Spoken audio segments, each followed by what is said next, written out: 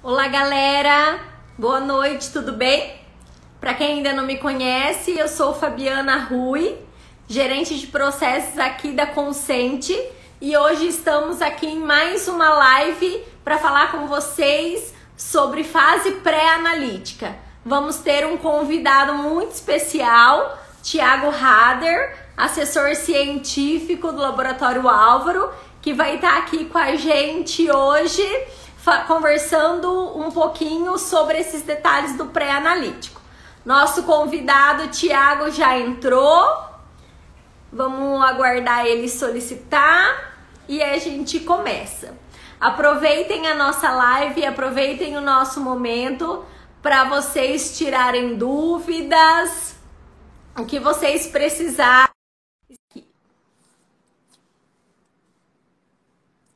Vamos lá um pouquinho.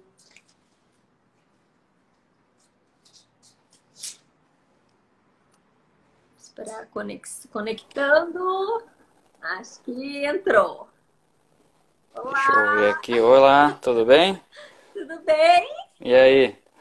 Tudo certo? Tudo certo contigo? Graças Tudo a bem Deus, tudo também. na paz aqui. E aí? Vamos só esperar mais, pra gente começar, esperar mais um minutinho, porque daí o Tá pessoal bem? vai chegando, né? Enquanto isso, a gente vai batendo um papo, né? Em primeiro lugar, queria agradecer muito, né? Você ter aceitado o nosso convite, estar aqui hoje conosco, né? Pra gente nesse papo aí sobre pré-analítico. A gente vem aí em uma sequência de lives trazendo conteúdo, né? Trazendo informação para os laboratórios, para os profissionais da área, né? Com o objetivo sempre de trazer conhecimento. Então, fico muito feliz e muito agradecida, né? Mãe, desliga.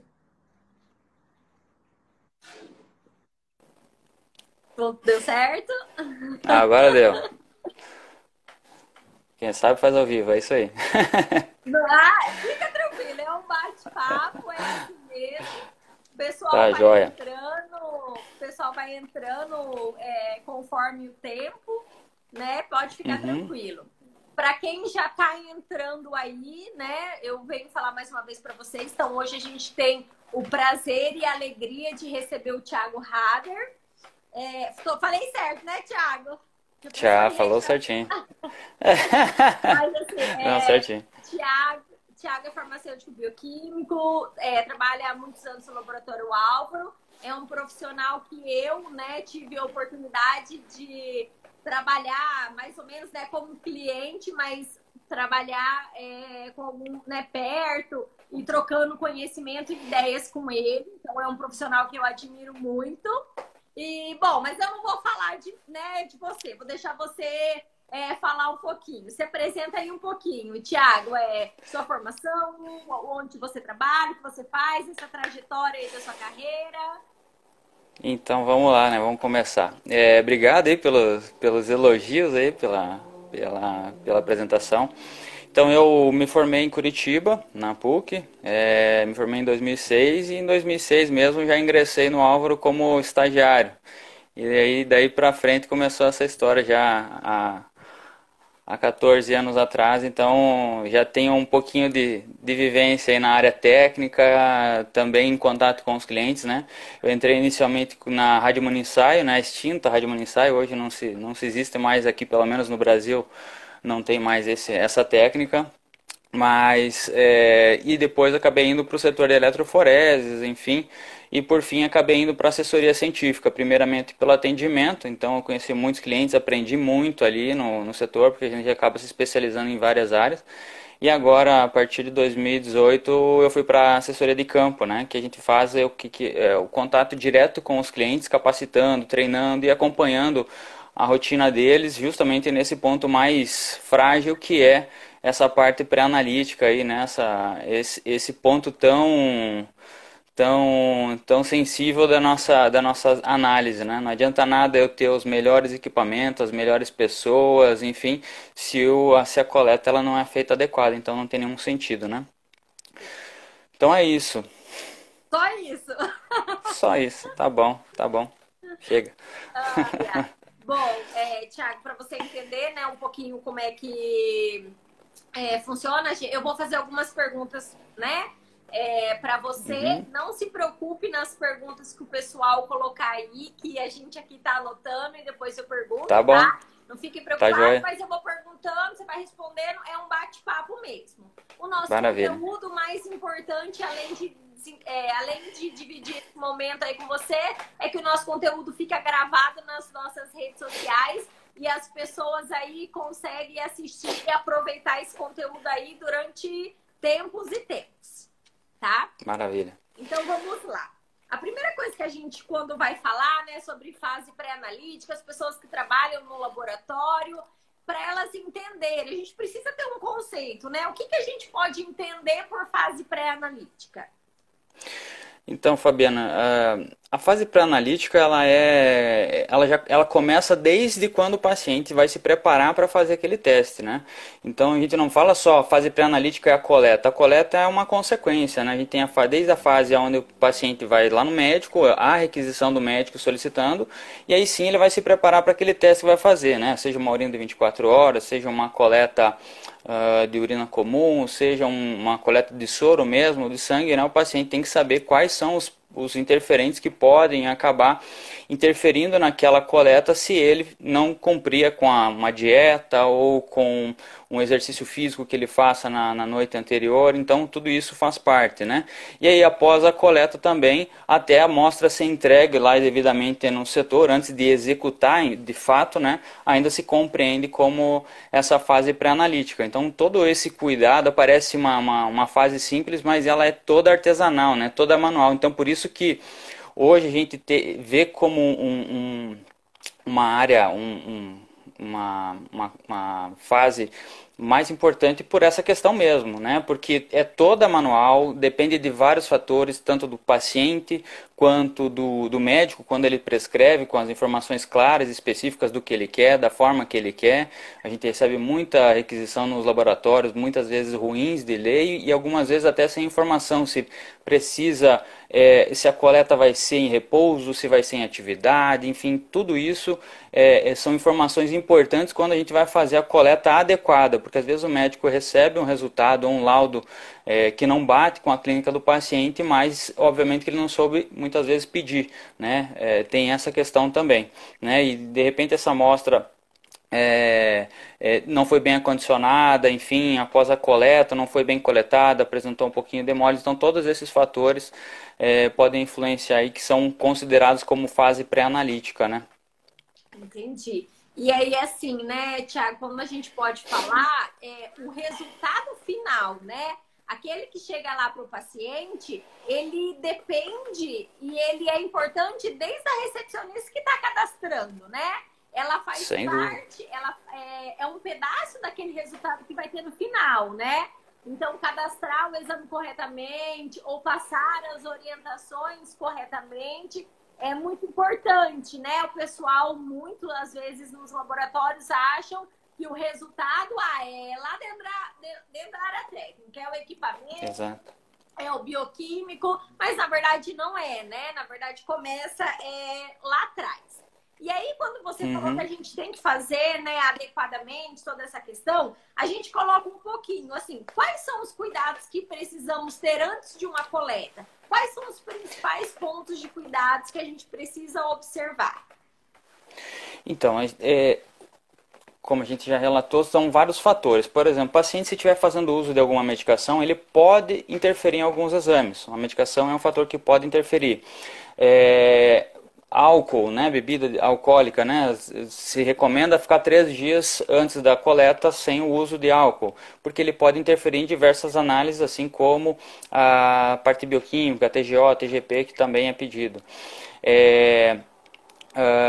A postura, né, se você coletar do paciente em pé ou sentado, a gente pode ter alguma alteração nesse resultado. Pacientes que fazem atividade física com frequência, por exemplo, academia, toda noite eles fazem academia. Se eles fazem uma rotina forte de academia, muda a rotina, né? Quando a gente fala em atividade física, é aquela atividade bem vigorosa. Se for só fazer uma caminhada leve, isso talvez não interfira tanto no resultado, mas se a gente for fazer uma academia, fazer uma atividade, uma corrida, bicicleta, enfim, isso tudo pode interferir nos resultados. Cada exame tem a sua especificidade, né? Ou seja, tem a sua característica. Então é importante evitar essas condições que podem provocar resultados falhos, resultados errados. Por exemplo, no caso do PSA, né? Um exemplo que a gente sempre fala para os clientes, que não pode fazer equitação, né, 48 horas antes, pelo menos, né, atividade sexual, que é um ponto também para alguns testes que não pode ser feito,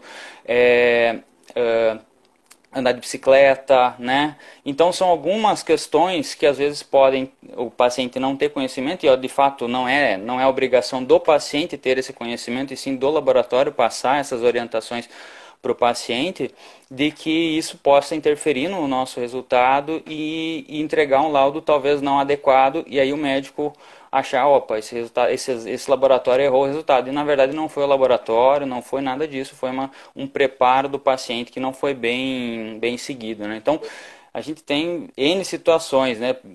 Que tu comentou ali desde o pedido médico, às vezes vem um pedido médico muito ruim, a gente não consegue, entende, vem TSH, a gente entende a letra do médico como FSH e acaba errando, ou às vezes até por desatenção, às vezes os clientes acabam cadastrando, por exemplo, já aconteceu de um IgE para leite e eles cadastraram uma intolerância para leite. São exames muito parecidos, mas o significado deles são diferentes. Então tem que tomar sempre o máximo de cuidado possível, porque como a gente está lidando com exames, às vezes o médico pede de uma forma, a gente descreve de outra, e ele recebe aquele laudo, talvez não se atente sobre aquele laudo que ele está vendo, ele só vê o resultado e classifique como não tem tal doença, ou está normal isso aqui, e não era bem aquilo que ele queria, tá?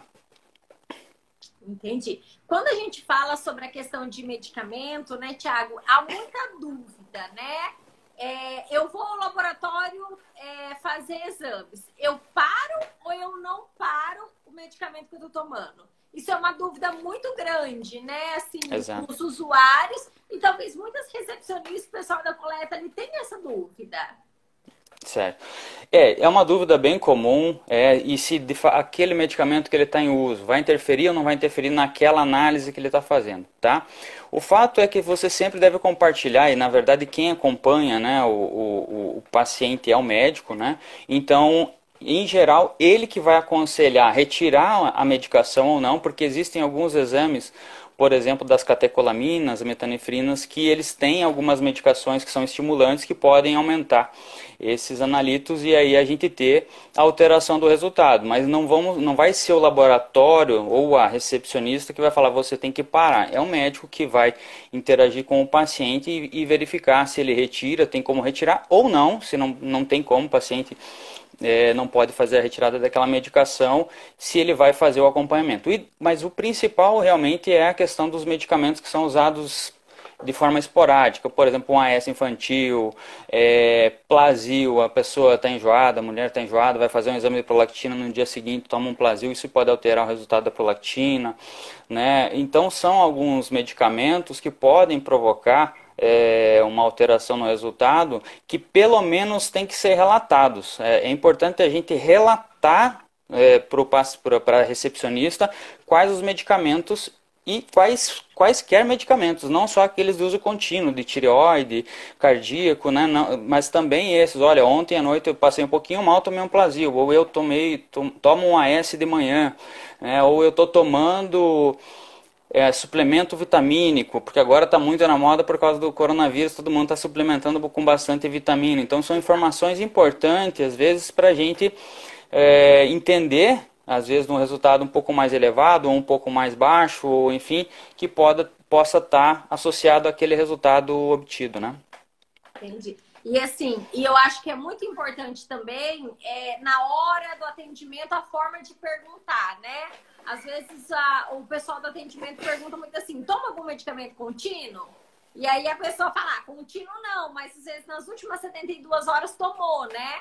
Então é muito importante também, eu acho que uma questão pré-analítica é a forma de perguntar, né? A expressão verbal, o que fala, né? A gente fala no conceito de qualidade, facilidade e de entendimento e simplicidade, né? Para que a gente tenha essas informações aí, né? Então é muito importante Isso. que os laboratórios, né? Os laboratórios que estão nos assistindo ou vão nos assistir, revejam a forma com que as perguntas estão sendo feitas, né? Para os pacientes de vocês, para que saiba se o resultado está sendo efetivo, né? Se a gente está tendo essa efetividade nas respostas, né? Quando a gente falou ali um pouquinho do pré-analítico, a gente falou quais os cuidados. Teve uma pergunta que a pessoa perguntou assim, Thiago, o horário da coleta, manhã cedo ou noite, interfere nos leucócitos? Acho que ela está querendo falar do hemograma. Leucócitos agora. O período, assim... Eu teria que verificar realmente com a área técnica. Eu não consigo te dizer agora se de fato vai interferir ou não, tá? O ideal, assim, para qualquer exame que você faz controle de paciente, sempre fazer no mesmo horário. Isso também é uma questão bem importante. Eu já peguei casos onde os clientes repetiram testes em horários diferentes e aí deu leituras diferentes. Então, sempre que você estiver fazendo um controle de um paciente, sempre está realizando no mesmo horário da coleta essa coleta e óbvio, né, desde que seja possível, né, porque a gente sabe que existe o ciclo circadiano que interfere em muitos testes, como ferro, né, na ferritina e entre outros exames. Então, sempre tomar esse cuidado quando for fazer as coletas, tá? Então tá. E aí a gente está falando de cuidados, né? A gente fala de cuidados antes da coleta, porque a gente sabe que alguns problemas no pré-analítico acontecem. E aí eu queria que você falasse pra gente toda essa sua trajetória, todos esses anos, principalmente agora, quais são os erros mais frequentes na fase pré-analítica que acontece? Então, tenho visto de tudo um pouco, ser bem sincero. Mas assim, o principal, falando pelos índices, assim, pelos números do Álvaro, tá? Principalmente a quantidade de amostra insuficiente, né? Cada vez mais os médicos têm solicitado mais exames, então você não é incomum você ver uma guia aí com 40, 50 exames mais, né? Antigamente era bem poucos os exames que eram solicitados pelo médico, hoje não, hoje é uma guia cheia, então vem bastante exames e aí é um tubo para isso, um tubo para aquilo, um tubo para aquilo outro, faz uma sangria no paciente e acaba tendo uma dificuldade realmente na coleta e muitos laboratórios ainda trabalham com um sistema aberto, né, com seringa para coleta e isso acaba para esses casos sendo um pouco mais ruim, né, para a questão de coleta, na transferência do material. Tá, mas tirando essa questão de insuficiência, hemólise por alguns fatores, por exemplo, utilizar a borracha, né, para passar o vácuo do tubo para passar o sangue para dentro do tubo, né, furam com a agulha, né, a tampa do tubo e repassam o sangue para dentro e isso acaba provocando um percentual maior de hemólise, né, da amostra, tá, e em algumas vezes, como não complementa aquele vácuo, né, com o vácuo, o volume indicado pelo fabricante, eles acabam comprimindo ainda a seringa, o êmbolo ali para forçar a entrada do sangue e isso pode ter alguns fatores como a hemólise e também pode ocorrer algum acidente no transporte dessa amostra porque acaba tendo uma pressão maior dentro do tubo e esse tubo pode abrir durante o transporte e provocar o acidente de alguma amostra, tá? Mas assim, basicamente esse é o maior fator, né? A questão de hemólise insuficiente e agora nesse período de inverno que a gente está passando aqui no sul. Ia perguntar, esse frio, a previsão é que semana que vem vai esfriar mais, hein? Jesus, para com isso. E aí Cascavel vai Deus me livre. É louco. Vou começar a comprar roupa de frio agora, passar o ano inteiro.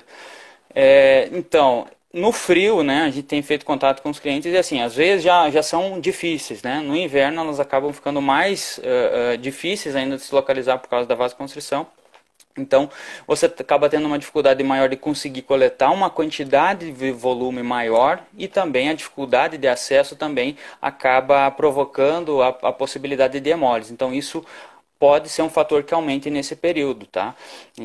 Isso é o relato dos clientes também, mas eu entendo que existem formas da gente tentar evitar isso. Eu sei que a coleta não é fácil, ela é difícil, mas a gente pode tentar conseguir uma amostra melhor, enfim, mas esses são os principais motivos, né, que acabam acontecendo esse tipo de situação. Quando você falou ali, né, Thiago, da questão do pessoal colher, né, com seringa e pegar o tubo a vácuo e furar, né? A gente sabe que isso não pode. Só nesse caso seria mais adequado abrir o tubo, só que tem tubos que quando você abre, eles não fecham mais na mesma pressão, né? E aí o risco também de vazar, né, ter um acidente é maior. Aí, a gente falando disso, tem, né, a Emily, que está aí na nossa live, e ela perguntou qual o dispositivo de coleta que seria mais adequado atualmente? Então, a vácuo, né? A coleta a vácuo ela é a mais segura, ela é a que tem menos interferentes e que tem você tem uma segurança maior na coleta, tá? Só que, óbvio que você tem que sempre escolher adequadamente a seringa, a agulha, né, do calibre da agulha, em algumas vezes onde você encontra dificuldade de encontrar no antebraço, aqui na região antecubital, né, que você vai para as extremidades e tal, talvez utilizar, a gente tem visto na nossa área, no nosso privado mesmo, né, que as coletas melhores são com scalp. Então, de repente, essa sugestão ele acaba reduzindo a probabilidade de hemólise em alguns casos. Então, são algumas questões que a gente pode fazer para tentar evitar essa coleta mais difícil assim e evitar essa questão da hemólise mesmo. E aí, quando a gente fala, né, do sistema vácuo, que além dele ser mais seguro, ser mais eficiente e causar menos erros pré-analíticos, né, Thiago? O pessoal tem muito conceito de que o a vácuo é muito mais elevado, o valor, né, que é muito mais caro. Mas, na verdade, quando vai se colocar na ponta do lápis, né? Tudo que eu uso, ou se acontece uma coisa, eu tenho que fazer recoleta, chamo o paciente de novo, toda essa questão, na verdade, o sistema aberto, ele que é mais caro do que o sistema vácuo, né? Então, Exato. vale assim, a pena, né? Vale essa preocupação dos laboratórios, do pessoal aí de coleta, né? Responsáveis, os gestores, medirem, né, esse cálculo para ver essa questão de viabilidade aí, porque vai estar melhorando cada vez mais a coleta, né? As justificativas são várias, né? A questão do custo, a questão de a coleta a vácuo ela dói mais. Tem pacientes que não gostam porque dói, então daí a gente coleta sistema. Eu entendo tudo isso, mas eu acho que a gente tem que pensar no meio termo, né? A gente tem que entender que se a coleta na seringa está interferindo nessa questão, eu acho que vale a pena investir. Porque se a gente tem um índice grande de recoleta por hemólise, ou enfim, por coágulo, porque demora um tempo maior para acabar repassando esse material para dentro dos tubos, enfim, eu acho que tem que estudar, porque a gente tem que pensar hoje que o nível de serviço também se mede pelas recoletas, né? Então, se a gente reduzir isso, a satisfação do cliente, ele acaba se pagando, né, esse custo a mais que a gente tem. E a coleta com seringa, né, ele acaba sendo tendo essa dificuldade um pouco mais aqui. E também traz mais risco, né, ao colaborador, a um risco, né, com pérfuro cortante, com essa questão assim, né? Então, vale a pena aí todo mundo, né, calcular, né, esse custo. Né? Aproveitando a tua colocação referente ao acidente, né, que pode causar realmente também pela abertura e o fechamento, né? Depende muito de fabricante para fabricante e a forma realmente de vedação do tubo, né? Tem fabricantes que realmente você tira, ele acaba perdendo toda a resistência do vácuo e acaba muitas vezes expelindo durante o transporte.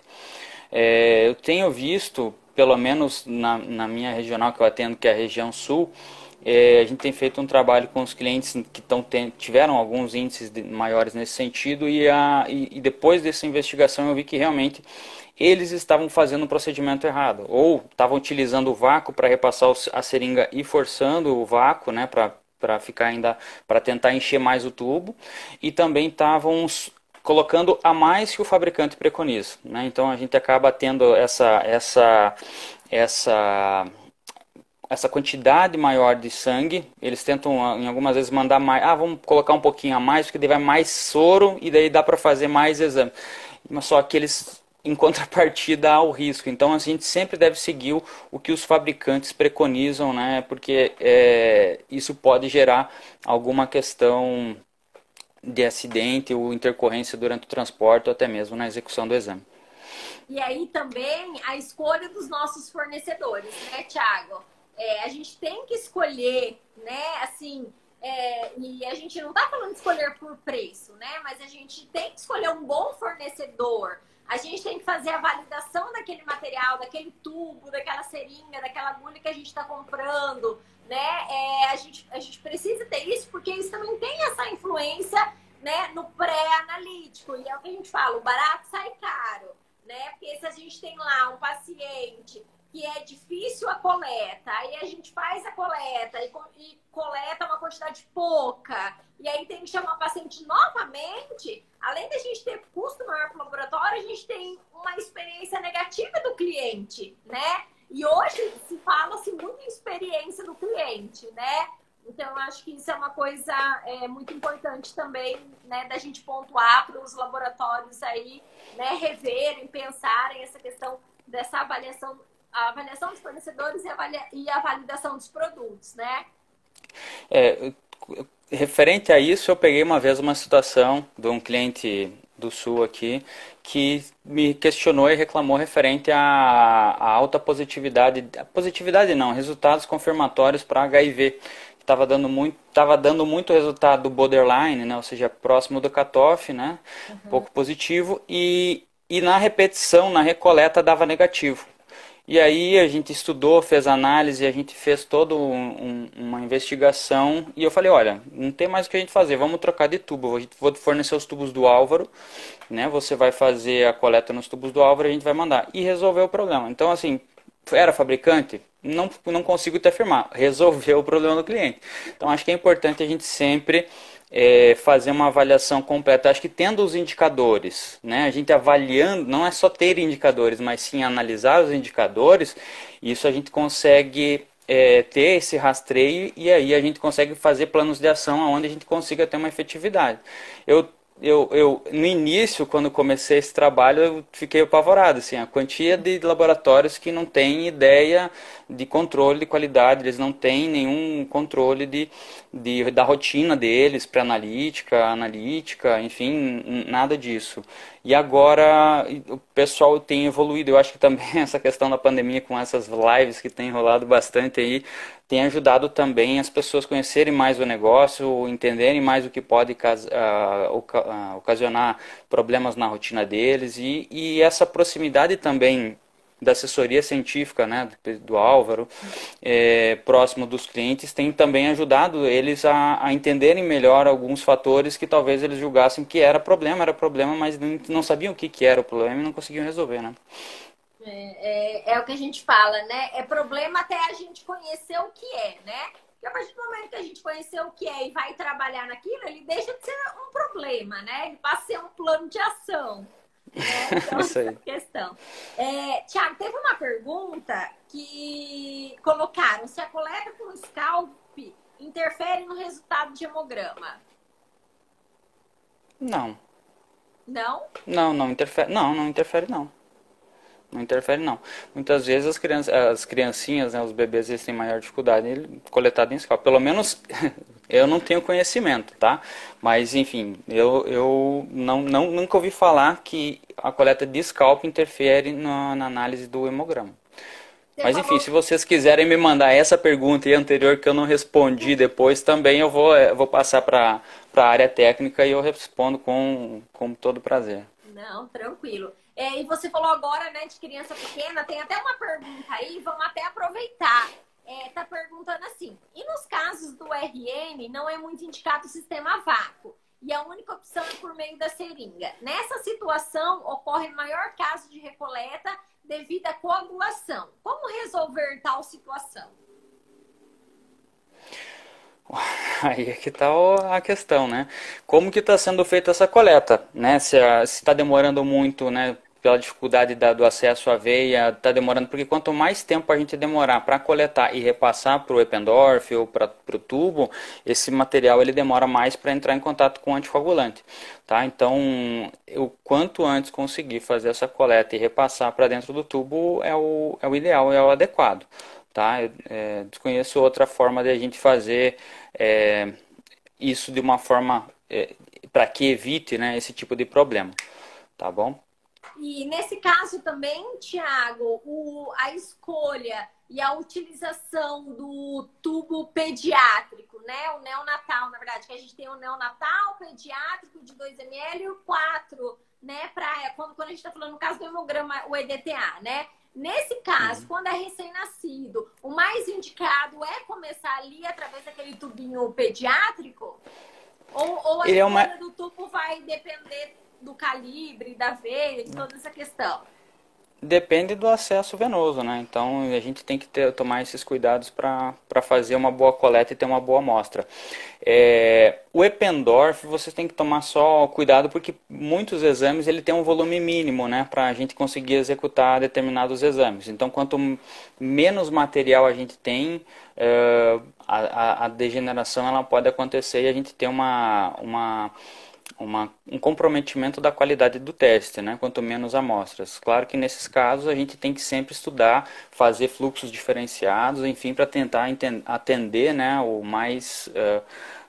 da forma mais sensível possível também, porque a gente sabe que muitas vezes as coletas, o cliente não coletou mal, pouco, porque quis, mas às vezes a coleta realmente foi difícil, tá? Mas nesses casos a gente tem que sempre tratar de forma diferenciada. O fluxo normal ele segue para as amostras que estão dentro do adequado e aí esses casos mais específicos a gente tem que sempre atuar de uma forma diferenciada. Obrigada. E aí a gente dando sequência, né? Porque é um assunto, né, pessoal, que a gente conversa e vai ter assunto, né? Mas assim, a gente falando ali que houve a parte do cadastro, ali, né, toda a precaução ali antes da coleta, os erros mais frequentes. E aí a gente fala, né, que é igual você falou, a fase pré-analítica é até o momento que esteja na área técnica pronta para ser realizada a análise, né? Então, até ali na parte de triagem, separação, centrifugação, a gente considera uma fase pré-analítica, né? E aí a gente fala de armazenamento, né? Porque chegou lá, eu faço toda a centrifugação, todo o processo, mando para a minha área técnica, mas uma grande parte, e o que tá, né, no seu dia a dia, na sua rotina há anos, né, Tiago, é o recebimento no laboratório de apoio. Então, eu preciso armazenar essas amostras até o laboratório de apoio chegar, né? Como que eu tenho que fazer esse armazenamento? Hoje as pessoas, elas têm descuidado um pouco dessa questão? Então, na verdade, esse é uma dificuldade grande hoje, principalmente agora nesse período de pandemia aí que a gente passou, vários voos cancelados, rotas mais distantes aí, então a gente teve que refazer todo um cenário, principalmente no Álvaro, né? Mas eu acho que foi um aprendizado bem grande e a gente tem evoluído muito com isso. Nós da assessoria a gente tem atuado bastante nessa parte em parceria com o pessoal da logística para a gente tentar manter essa estabilidade dentro do que é o padrão, dentro do que é o desejado, né? Mas eu percebo ainda que muitos clientes, eles talvez não entendam a responsabilidade com o material, porque a gente vê ainda muitos clientes, por exemplo, a amostra é congelada, ela tem que sair congelada do laboratório, mas aí acaba falando assim, mas A amostra foi coletada 10 horas da manhã e o coletador passa 1 hora da tarde. Não vai dar tempo de congelar. Então eu vou mandar meia vida ou sei lá.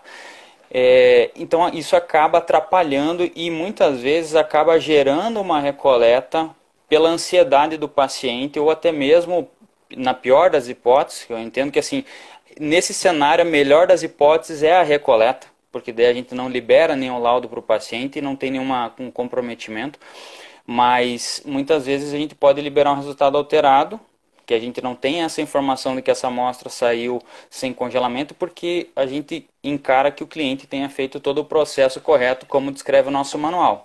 Todos os exames, eles têm uma maneira de acondicionamento, ambiente, refrigerado e congelado, e cada um deles existe um motivo de ser, né? A gente sabe que muitos exames é refrigerado, mas se mandar congelado não tem problema. Agora, uma amostra que tem que vir congelada, vir refrigerada, isso sim, a gente tem problema e pode afetar no resultado. Muitas vezes isso acaba o médico ficando duvidoso sobre o resultado e muitas vezes ele joga, isso é culpa do Álvaro, e na verdade não é só culpa do Álvaro, né? Tem toda uma cascata que é o que a gente está debatendo aqui, que é a questão pré-analítica. Se ela não for seguida à risca, não for seguida nos mínimos detalhes, informações do paciente, cumprindo com o tempo de rotação da amostra, o tempo de retração do coágulo.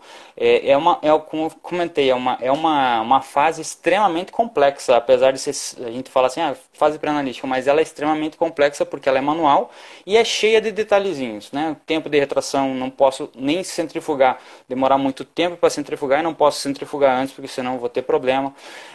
Dias mais frios, como a gente comentou da questão da coleta, né? Dias mais frios, então o tempo de retração ele acaba se prolongando mais por causa da temperatura.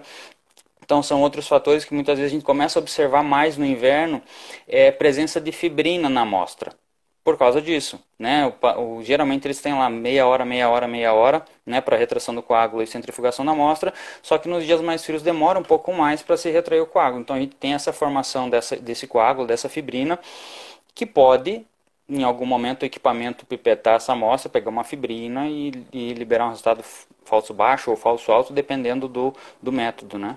Então, todos esses cuidados são fundamentais para a gente ter uma qualidade no resultado, na resposta deste resultado, né? Então, voltando a falar sobre essa questão do transporte, né? A gente tem feito mudança na nossa logística, nos nossos carros. Então, os carros nossos, eles têm tido uma geladeira com freezer, né, que vai material congelado, refrigerado, e as amostras ambientes vão em caixa de isopor. Então, tudo isso a gente já fez um treinamento, a gente fez no início do ano, então a gente tem capacitado também a nossa equipe de logística. A gente fez um trabalho, está fazendo um trabalho, porque não adianta nada eu só trabalhar o nosso cliente, né, o nosso laboratório, falar vocês têm que fazer assim, tem que fazer assado, e a nossa logística está fazendo um monte de merda. Então, perdoe meu francês aqui, né? Mas está fazendo coisa errada. Então, a gente tem capacitado, tendo colocado informações a mais dos os nossos coletadores quando passam a pegar amostra. Se você vê que tem uma amostra com sangue total, com EDTA, com heparina, não encostar no gelo, não encostar nas paredes da geladeira, porque isso pode hemolizar. E tem reforçado e sempre falado com o pessoal para a gente tentar melhorar essas questões e evitar esses fatores que podem provocar uma hemólise. Às vezes o cliente coletou certinho, bonitinho e tal, e no transporte acaba acontecendo. Então a gente tem reforçado com os clientes todos os dias, acompanha esse envio, tá? Tem visto os clientes que têm enviado, por exemplo, material misturado de coisas misturadas, que é refrigerado, que é congelado. Então a gente acaba fazendo a orientação dos clientes para que façam essa correção justamente para evitar e também ter um ganho, né, de qualidade com esse tipo de situação. E depois que chega dentro do nosso NTO, ainda é a fase pré-analítica, ou seja, não entrou no equipamento, ela vai ser mantida ou refrigerada. Se no caso das congeladas, né, se já tem rotina, vai direto para o setor para eles aguardarem o descongelamento até a temperatura ambiente e colocar no equipamento, ou No caso das amostras que têm rotinas, vão ser armazenadas nos seus locais específicos lá até o dia da rotina. Isso também a gente tem bem. E se a amostra chegou fora desse padrão, chegou uma caixa que era congelada, refrigerada, a gente acaba rejeitando a amostra, né? Tem alguns exames que até a gente coloca alguma nota. Tem testes que ele ainda tem uma estabilidade baixa, a gente analisa tudo isso, encaminha para o setor, eles vão analisar e avaliar o resultado.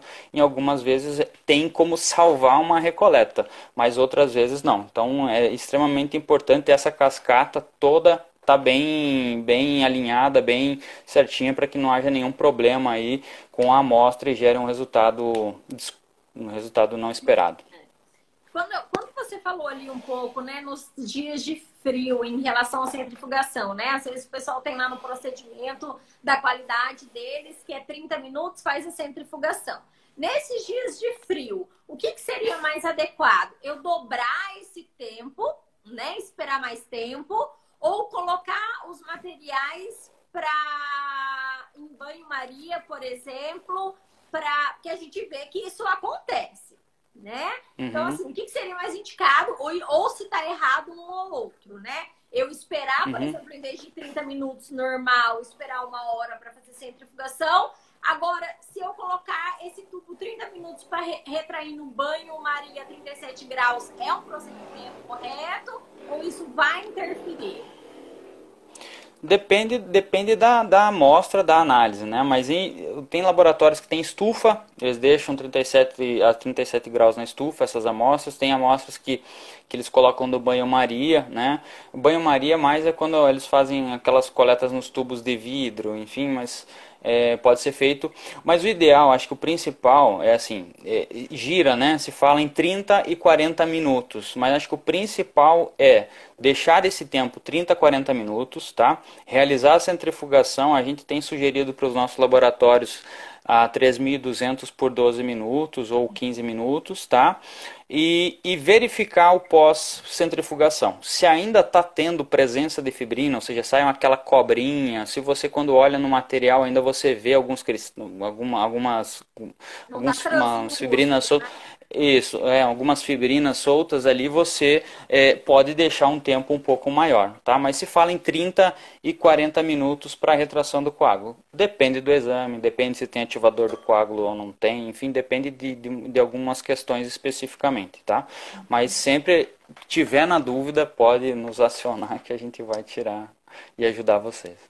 Mas aí a gente vai deixar só mais uma dica para o pessoal lembrar, né, Thiago?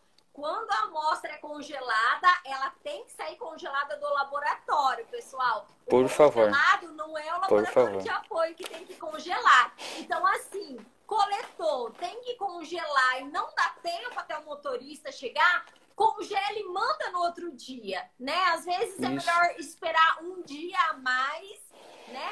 O resultado do que mandar.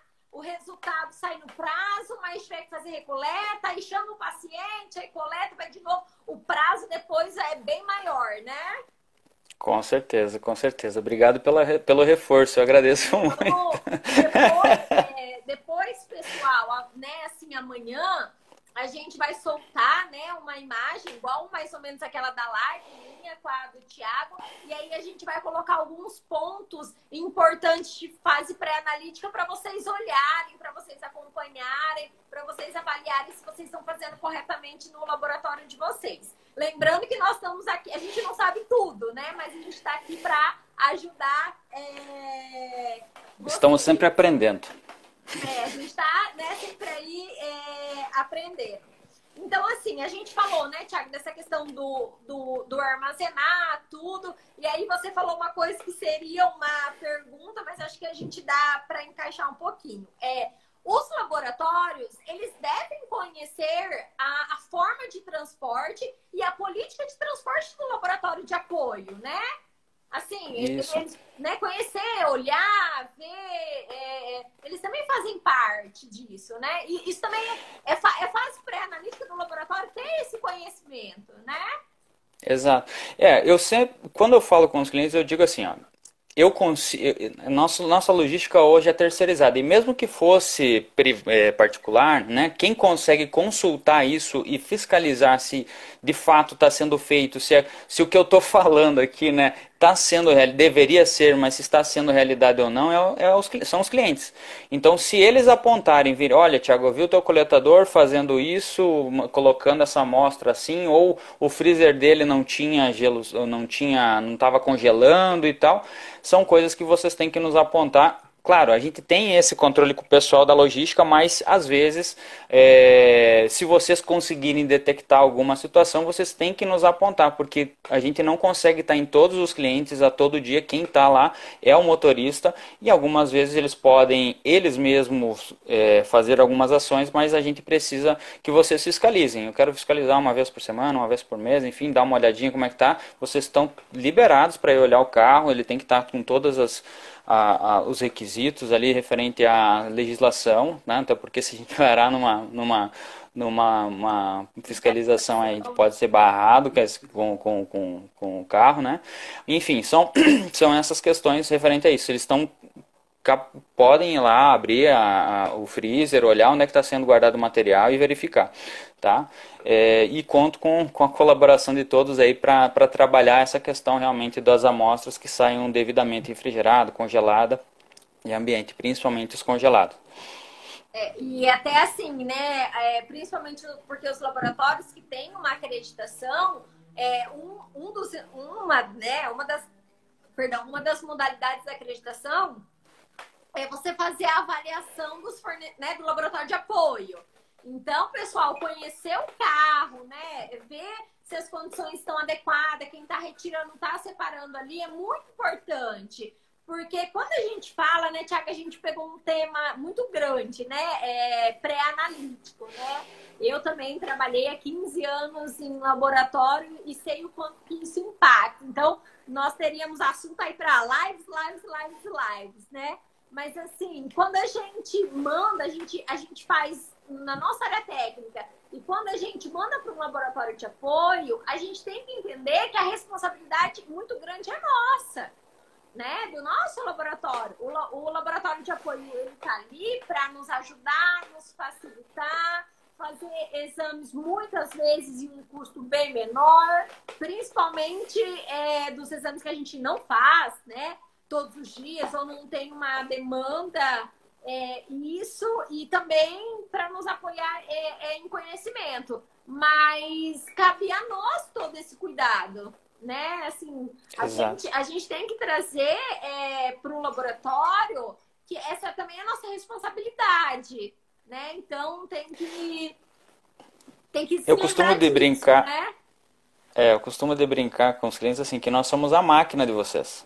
Vocês coletam e vocês analisam o resultado, porque assim, não necessariamente porque para nossa rotina o resultado está normal e a gente liberou, a gente não tem o histórico desse paciente, a gente não conhece a clínica desse paciente. E se falando de apoio, as informações que são repassadas dos laboratórios, às vezes elas são muito rasas, né? A gente tem casos de onde o laboratório colocou o sexo errado do paciente, idade errada de paciente, né? Então isso acaba contribuindo para que a gente não repita um exame que precisava ser repetido, que a gente interpreta um exame normal que não era normal, era alterado. Então essas informações elas são extremamente importantes, data da coleta, horário da coleta, né? E tem exames aí que a gente fala que tem estabilidade baixa, que não pode ser enviados no final de semana. Já vi casos de laboratórios que, por exemplo, coletaram na sexta, só foram cadastrar na segunda. Essa amostra depois chegou na terça, toda degenerada. Quando a gente foi investigar a fundo, tinha acontecido isso. Eles coletaram na sexta, só enviaram na segunda. Então, além do custo que a gente tem internamente de analisar umas amostras dessas, ainda tem o custo do paciente, ter que voltar lá, porque já deveria, naquele momento, não ter feito essa ação ou tentado alguma outra ação para evitar essa recoleta, entendeu? Sim. Bom, e aí então, você falou, né, algumas coisas, foi dando algumas dicas, mas vamos aproveitar esse finalzinho aí, que são 19h50. Olha como passa rápido, você tá Passou vendo? rápido, né? A gente nem vê, né? Mas é muito E não bom. falou quase nada, que é um assunto bem grande, como você falou mesmo. Mas é muito bom, muito gostoso, assim, a É. gente não vê, né, esse tempo passar. Mas aí, vamos colocar assim, Tiago, quais as dicas, assim, você já deu, né? Mas vamos, assim, pontuar, fixar, né?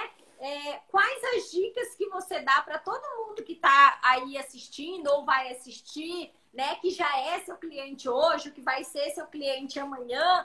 Quais as principais dicas que você pode nos dar para que a gente minimize esses erros pré-analíticos? Então, o que eu tenho visto de mais comum é, então, volume suficiente, né? Ou seja, a quantidade de volume ideal para cada amostra, para cada teste, talvez esteja bem abaixo do preconizado, né? Na questão da hemólise, né? Tomar os cuidados com o garroteamento, não ultrapassar 1 minuto de garroteamento do braço do paciente, né? Esperar secar completamente o álcool, selecionar adequadamente o calibre da agulha que você vai utilizar. Às vezes você tem, já peguei o caso de um cliente que ele comprou um lote de agulhas e eram todas agulhas muito finas. E aí ele começou a ter um índice muito alto de hemólise. Quando eu liguei lá para falar para ele, olha, ele já tinha detectado, mas já tinha dado, sei lá, umas 30 recoletas lá pelo alto grau de hemólise, né? Então, são algumas questões. Quando a gente for repassar o material, se caso for para seringa, sempre retirar a tampa, né, descartar a agulha, repassar pela parede do tubo de forma vagarosa, verificar se a seringa e a agulha está bem conectada para não entrar bolha de ar, né, ou formar espuma durante a coleta. Tá? A parte de homogeneização a gente sempre tem que fazer de forma suave, de 5 a 8 vezes. Isso também pode ser um fator que cause o coágulo das amostras. Então sempre a homogeneização ela tem que ser completa, né? Virando o tubo para baixo, né? A tampa para o chão, depois para cima. A gente sempre colocar chão, teto, durante 5 a 8 vezes esse material para a gente tentar ter uma boa homogeneização. E esse tempo de retração do coágulo, no caso das amostras de soro, também é importante. E nos casos das amostras congeladas, tá? O quanto antes a gente fizer a separação do material, melhor, com exceção do soro, porque ele tem o tempo independente, né, se for congelado ou não, ele tem o tempo da retração do coágulo dele. Mas eu não posso ficar com essa amostra 3 horas, 2 horas em cima da bancada, tá? O que se fala é que assim, jamais passar de 2 horas para você preparar uma amostra. O ideal seria, no máximo, 1 hora para coleta, tá? Mas nunca deve ultrapassar. Cada exame, por exemplo, você pega uma glicose, se for dosada no soro, a cada hora ela aumenta 7%. Então, a gente tem que tomar esses cuidados, tá? A gente fala em apoio, mas muitas vezes a gente tem uma logística dentro, né? A logística eu vou fazer uma coleta domiciliar, eu estou fazendo uma logística, né? Eu vou dentro na casa do paciente e trago essa amostra para cá. Então, se eu não acondicionar bem esse material, colocar em cima do gelo, ou próximo do gelo, vai hemolizar essa amostra e eu vou ter hemólise. A coleta foi perfeita, mas ocasionou a hemólise num transporte que não foi bem feito, ou deixar exposto à luz solar essa amostra, não pode deixar em frente à janela, enfim, exposta à luz essa amostra, né? Então, esse fica o recado. Com relação à coagulação, a gente tem repassado para todos os laboratórios fazer 2 centrifugações dessas amostras. Centrifuga a primeira vez por 15 minutos a 3.000 giros.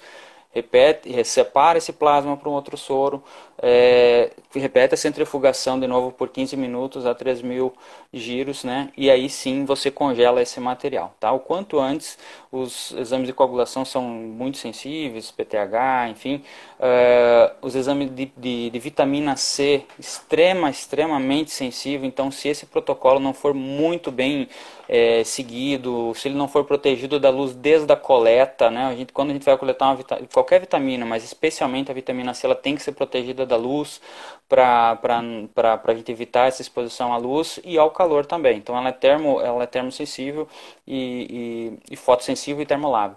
Então a gente precisa tomar esse cuidado para evitar um resultado errado, o médico ficar reclamando, o paciente ficar reclamando, ter que refazer um teste por um erro laboratorial, pré-analítico que não foi bem seguido. Então são alguns dos pontos aqui que eu relato, e sempre que tiver alguma dúvida sobre o material, sobre o acondicionamento, sobre a forma de envio, sempre consultar o manual do teu laboratório, no caso do Álvaro, né, verificar lá. E se ainda persistir alguma dúvida de como fazer, de como armazenar, de como enviar, a gente vai ter os canais nossos do 0800 e também tem nós da assessoria científica que estamos aí para isso, tirar todas as dúvidas de vocês. Beleza? Nossa, é bastante, né, gente? É uma listinha. Mas nós vamos separar essas dicas do Thiago, né? Vamos colocar para vocês nas nossas redes sociais. E aí a gente, né, faz até um desafio, né? Para você que está nos escutando, para você que vai nos assistir depois, pega essa listinha e dá uma olhada no seu laboratório, né? Faz uma avaliação um pouquinho, né, Thiago? Como é que tá o seu pré-analítico aí do seu laboratório, né? E aí, tendo dúvida, claro que pode nos mandar, pode nos perguntar, né? Bom, nós estamos chegando aí, né, na nossa reta final da nossa live de hoje. Eu quero, né, como eu agradeci lá atrás, eu quero agora, né, novamente, Thiago, agradecer imensamente mesmo. Acho que foi um bate-papo muito legal e muito válido, né, para todo mundo que está assistindo e que vai assistir, né? A gente ultimamente tem ficado bem feliz que a gente vê que as nossas lives, às vezes nem deu 24 horas da live, já teve mais de 200 visualizações, né? Poxa, então, legal. Então, assim, a gente... o nosso objetivo é isso, né? É levar o conhecimento, é buscar pessoas que têm conhecimento para nos ajudar aí. Eu sou suspeita para falar, né? Como eu falei para vocês, eu sou fã, né, do Thiago. Conheço ele há anos, né? O profissional dele, então eu sou meio suspeita. Aprendi muito, né, na nossa profissão. Eu aprendi muito com ele, né? Ele contribuiu muito. Então, mais uma vez, eu quero agradecer, né, em meu nome, em nome da Consente, por você estar participando conosco, estar nos dando o prazer desse momento aí e mais, né, do que tudo, concedendo um pouco desse seu conhecimento aí para a gente levar para todas as pessoas, né? E eu espero que quando você vier para Londrina, passa lá na... Bom, né, acabar essa pandemia, passa lá na Consente para tomar um café, né? Pode deixar que o convite já tá aceito, eu passo sim. Eu queria também agradecer em meu nome, né, pelo convite aí, dessa oportunidade de falar desse tema tão importante que a gente acaba falando muito de todo dia sobre isso com os clientes, mas eu acho que nunca é demais falar sobre esse ponto. Eu agradeço aí também vocês, o Álvaro também agradece, né, essa oportunidade. O Álvaro agradece essa oportunidade aqui, né, de você ter colocado nós aqui também como em foco, né? E agradecer a vocês aí da Consciente e dar os parabéns também, porque eu tenho feedbacks muito positivos dos clientes com relação ao sistema de vocês. Então, tendo um sistema bom, né, as amostras tendem a chegar melhor no laboratório, com certeza. A gente vê muitas vezes que os erros partem do sistema. Então, se ele não ajuda, pelo menos que não atrapalhe. Então, mas estão de parabéns. Os feedbacks são muito positivos, tá? Obrigada, a gente fica muito feliz. E pessoal, buscando, né, nesses momentos, buscando levar conhecimento, né, a Consciente levar conhecimento e qualidade, sim, muito mais que um software laboratorial que a gente vem aí nessas lives. E também hoje eu aproveito a presença do Thiago aí para contar uma novidade para vocês. Agora a gente tem um canal oficial no YouTube, né, chama Consciente Oficial. Então, quem quiser, né, ver os nossos momentos, as nossas lives, os nossos vídeos, se inscreve lá no canal, só procurar Consciente Oficial, que a gente, a toda semana, né, a cada 2 dias, estamos colocando vídeo, conhecimento para levar para vocês. Teremos na semana do dia 7 de setembro, né, aproveitando, Thiago, nós vamos ter uma live com uma pessoa muito especial também, onde a gente vai falar sobre um assunto muito polêmico, LGPD. Ixi. LGPD que começou a entrar em vigor, né? Então a gente, na semana do feriado 7 de setembro, a gente vai ter uma live para trazer mais uma vez para vocês conhecimento. Thiago, espero ter você em outras lives, em outro momento. Muito obrigada, fica com Deus, tenha uma boa noite, um bom descanso. Obrigado, igualmente aí para você e para todos aí que estão nos acompanhando até agora, hein? Um abração a todo mundo aí. Até mais. Obrigado, Fabiana. Tchau, Até mais. tchau. Tchau, Tchau, tchau. pessoal. Tchau, tchau.